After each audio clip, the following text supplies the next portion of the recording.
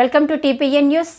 ఈరోజు భువనగిరి జిల్లా కేంద్రంలోని ఆర్ఎండ్బి గెస్ట్ హౌస్లో లంబాడి హక్కుల పోరాట సమితి భువనగిరి జిల్లా ముఖ్య కార్యకర్తల సమావేశానికి ముఖ్య అతిథిగా విచ్చేసిన లంబాడి హక్కుల పోరాట సమితి రాష్ట్ర అధ్యక్షులు రాంబాల్ నాయక్, రాష్ట్ర వర్కింగ్ ప్రెసిడెంట్ షక్రూ నాయక్ వారి సమావేశంలో పాల్గొని అనంతరం రాంబాల్ నాయక్ మాట్లాడుతూ, భారతదేశంలో 14 కోట్ల మంది మాట్లాడే భాష గోర్ బోలిని రాజ్యాంగంలోని 8వ షెడ్యూల్లో చేర్చాలని డిమాండ్ చేస్తూ లంబాడి హక్కుల పోరాట సమితి అన్ని జిల్లా కమిటీలు, నియోజకవర్గ స్థాయి కమిటీలు, మండల కమిటీలు, నియోజకవర్గ స్థాయి కమిటీలు, తండా కమిటీలను ఏర్పాటు చేయాలని తెలియజేశారు.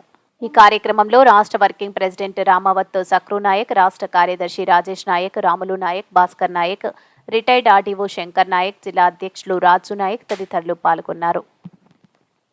ఎందుకంటే మా సమస్య వచ్చే వరకు మా సమస్యను సాధించుకోవడం కోసం మేమందరం ఏకతాటిపైకి రావడానికే ఈరోజు లంబాడి హక్కుల పోరాట సమితి మరో పోరాటానికి సిద్ధమవుతుందని చెప్పి తెలియజేస్తున్నాం.